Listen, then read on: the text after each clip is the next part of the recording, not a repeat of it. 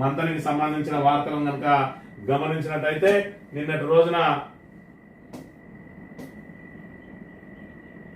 ఇది centenary colony కోదండ రామాలయంకు సంబంధించి ఇక్కడ హోలీ వేడుకలకు సంబంధించి డీజే పెట్టుకొని ఇక్కడ మందు విందులతోటి మరి ఇక్కడ విన్యాసాలు చేస్తా ఉన్నారు. ఇదంతా కూడా ఉసిరివనం పవిత్రంగా భావించే స్థలం ఇది. ఇందులో సత్యనారాయణ నోములు నోముకుంటారు, ఉసిరి చెట్ల కింద భోజనాలకు వస్తా ఉంటారు భక్తులు నిత్యం. అదే విధంగా అయ్యప్ప మాల వేసుకున్న వాళ్ళు ఇక్కడే భోజనాలు పెట్టుకుంటారు. మరి ఇక్కడ ఏదైతే కార్తీక మాసంలో ఈ భోజనాలు దీని కింద వేలాది మంది భోజనాలు చేస్తారు. ఓవరాల్ గా ఆలయ ప్రాంగణం అంతా కూడా పవిత్రంగా ఉండాల్సిన దాన్ని అపవిత్రం చేసిందని చెప్పి ఇక్కడ సెంటినరీ కాలనీ రామాలయంలో అపచారం అని చెప్పి ఏదైతే చెప్పినామో మందుబాబులకు అడ్డాగా మార్చడంతో భక్తుల మనోభావాలు దెబ్బతింటున్నాయని, మరి అదే విధంగా మందుబాబులు తాము ఆలయ కమిటీ అనుమతితోనే సంబరాలు చేసుకుంటున్నామని చెప్పిండ్రు అని చెప్పి ఇక్కడ పెడితే ఆలయ కమిటీకి పాపం కోపం వచ్చింది. కోపం వచ్చి ఏం చేసింది అని అంటే మరి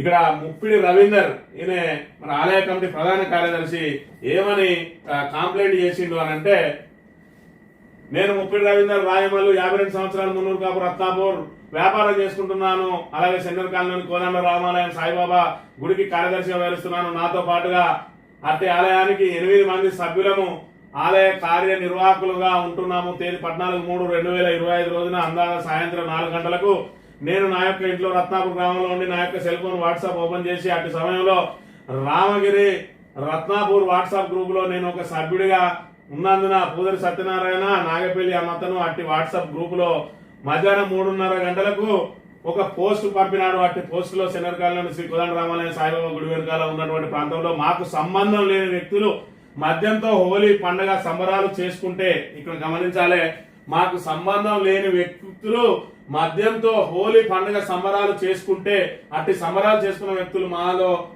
ఎవరికి తెలియకుండా వారు మా యొక్క అనుమతితోనే హోలీ సంబరాలు చేసుకున్నారని చెప్పి అట్టి విషయాన్ని వాట్సాప్ గ్రూప్ లో తప్పుడు ప్రచారం చేస్తున్నారు.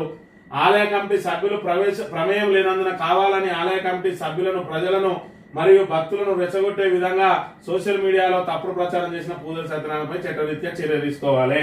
మరి ఇక్కడ ఏదైతే మద్యం జరుపుకుంటా ఉన్నారు, మద్యంతో సంబరాలు జరుపుకుంటా ఉన్నారు, కానీ వాళ్ళతోటి మాకు సంబంధం లేదు. కానీ వాళ్ళ మీద చర్యలు తీసుకోకూరి.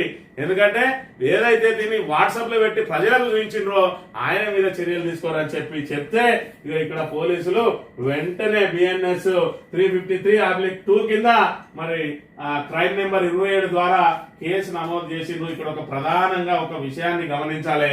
అందులో పవిత్రమైన ఆలయ ప్రాంగణంలో డీజే సౌండ్లతోటి మందు విందులతోటి మరి అక్కడ సంబరాలు జరుపుకుంటా ఉంటే ఆలయ కమిటీ ఏం చేస్తుందని చెప్పి ప్రశ్నిస్తే మరి ఇక్కడ కేసు. అదే విధంగా ఎక్కడైనా ఒక కుర్రాడో లేకపోతే ఒక పిల్లాడో లేకపోతే ఒక వ్యక్తో ఒక కూలియో ఏదన్నా ఒక చెట్టు కింద కూర్చొని మందు తాగితే ఇక్కడ పోలీసులు నిఘా కళ్ళతోటి, డేగ కళ్ళతోటి అక్కడ ఓపెన్ డ్రింక్ కింద కేసు నమోదు చేసి వాళ్ళ మీద కేసులు నమోదు చేస్తా ఉన్నారు కదా. పవిత్రమైన ఆలయంలో డీజే సౌండ్లతోటి ఇక్కడ మందు విందులతోటి మరి ఇక్కడ సంబరాలు జరుపుకుంటా ఉంటే ఈ నిఘా ఏమైంది పోలీసులకు? రామగిరి మరి పోలీసులు ఏం చేస్తా ఉన్నారు? మరి మీకు చేతగాంతనాన్ని మరి మీరు బాధ్యత వహించాల్సిన ఆలయ కమిటీ ఈ రోజు కంప్లైంట్ చేస్తుంది. అదే విధంగా ఏదైతే ఇలాంటి అసాంఘిక కార్యకలాపాలను అరికట్టాల్సిన పోలీసులు అసాంఘిక కార్యకలాపాలను పాల్పడ్డ వారిని వదిలేసి దీన్ని ప్రజల దృష్టికి తీసుకొచ్చిన నా మీద మరి కేసు నమోదు చేసిండ్రు అని అంటే మంత్రిలో మరి ఇక్కడ పాలన ఏ విధంగా సాగుతా ఉన్నదనే విషయాన్ని మరి ప్రజలందరూ కూడా ఒకసారి మననం చేసుకోవాలి. మరి ఇక్కడ ఏదైతే వాళ్ళ అనుమతితోటే చేసుకుంటున్నాం అని చెప్పి తప్పుడు ప్రచారం చేసినా అని చెప్పి వాళ్ళు ఇచ్చిన ఫిర్యాదు. మరొకసారి నిన్న అక్కడికి వీడియో తీయడానికి వెళ్ళిన సిటీ కేబుల్ రిపోర్టర్ తోటి వాళ్ళు ఏం మాట్లాడుతున్నారో ఒకసారి చూడండి. చెప్పు, నేను వీడియో తీసుకున్నాక ఎక్కువగా టెంపుల్ అడిగినా సార్ టెంపుల్ ఏం పెట్టుకుంటే సార్ పెట్టుకుని ఒక గంట అన్నది. టెంపుల్లో అడిగినా గుడిలో అందరినీ అడిగారు సార్ టెంపుల్ ఏం పెట్టుకుంటే సార్ పెట్టుకుని ఒక గంట అన్నది. టెంపుల్లో అడిగినా గుడిలో అందరినీ అడిగారు.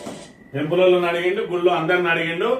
ఆ విషయాన్నే మేము ఏదైతే వాళ్ళ అనుమతితోటే చేసుకుంటున్నాం అని చెప్పి చెప్పడం కోసమేర్పు అని అంటే అది మాకు సంబంధం లేదని అంటాడు. నీకు సంబంధం లేని వ్యక్తులు గుడిలో అపచారం చేస్తా ఉంటే మరి ఇక్కడ దానికి బాధ్యత వహించి సిగ్గుపడాల్సింది పోయి ఉల్టా కంప్లైంట్ ఇస్తారు.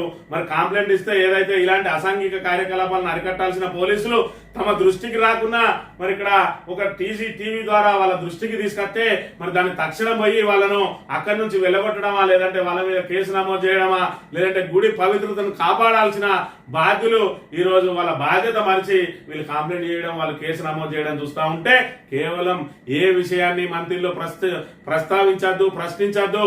ఇప్పటికే నా మీద 10 కేసులు నమోదు చేసిండ్రు, నా రూమ్ కూలగొట్టిండ్రు. ఇంకా కూడా మొత్తానికే ఏ రకమైన వాళ్ళను పాలనాపరమైన ప్రశ్నలు వేయకూడదు అని చెప్పి గొంతు నొక్కే కార్యక్రమాలు ఏ విధంగా చేస్తా ఉన్నారు.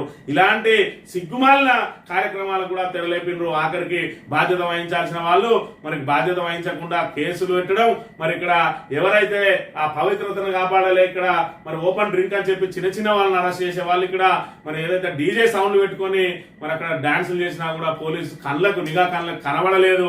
దానికి సిగ్గుపడాల్సింది పోయి ఉల్టా నా మీద కేసు పెట్టి వీళ్ళని మాత్రం యథేచ్ఛగా వదిలేసిండ్రు. మరి అసాంఘిక కార్యకలాపాలకు పాల్పడిన వాళ్ళ మీద కేసు ఏది అనే విషయాన్ని ఇక్కడ రామగిరి పోలీసులు చెప్పాలి.